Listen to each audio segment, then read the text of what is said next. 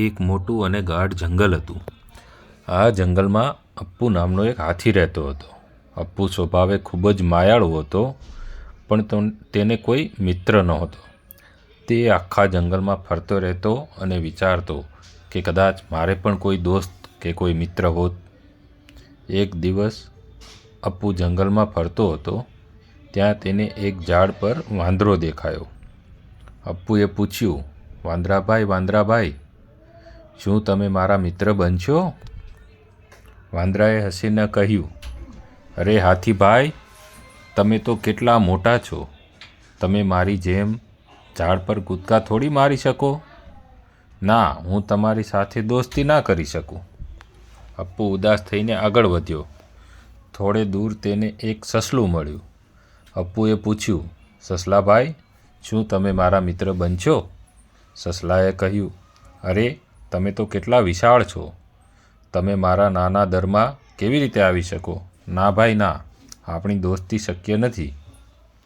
નિરાશ થયેલો અપ્પુ આગળ ગયો. ત્યાં તેને એક દેડકો મળ્યો. અપ્પુએ આશા સાથે પૂછ્યું, દેડકાભાઈ, શું તમે મારા મિત્ર બનશો? દેડકાએ ટર કરતા, તમે મારી જેમ પાણીમાં અને જમીન પર કૂદકા મારી શકો? ના ને, તો પછી આપણે મિત્ર કેવી રીતે બની શકીએ?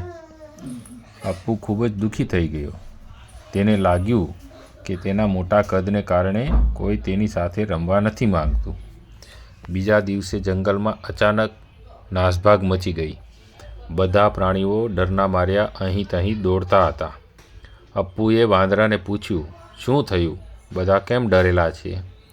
વાંદરાએ ધ્રુજતા અવાજે કહ્યું, જંગલમાં એક ખૂંખાર વાઘ આવ્યો છે અને તે અમને બધાને ખાઈ જવા માંગે છે. અપ્પુએ જોયું તો પેલો વાઘ નાના પ્રાણીઓ તરફ વધી રહ્યો હતો. અપ્પુ જરાય ડર્યો નહીં. તે હિંમત કરીને વાઘની વચ્ચે જઈને ઊભો રહી ગયો. અપ્પુએ જોરથી ચીંગાડ નાખી અને વાઘને કહ્યું, ખબરદાર, જો મારા નાના મિત્રોને હાથ પણ લગાડ્યો છે તો. અપ્પુનું વિશાળ કદ અને ગુસ્સો જોઈને વાઘ ગભરાઈ ગયો. તેને લાગ્યું કે હાથી સાથે લડવામાં જોખમ છે. તેથી વાઘ ત્યાંથી ચૂપચાપ નાસી ગયો. વાઘના ગયા પછી બધા પ્રાણીઓ બહાર આવ્યા. વાંદરો, સસલું, દેડકો અને અપ્પુ પાસે આવ્યા. તેમણે શરમાતા કહ્યું, અપ્પુભાઈ, અમને માફ કરી દો. અમે તમારા દેખાવ અને કદને જોઈને તમને મિત્ર બનાવવાની ના પાડી હતી, પણ આજે તમારી હિંમત અને કદના કારણે જ અમારો જીવ બચ્યો છે. તમે જ અમારા સાચા મિત્ર છો.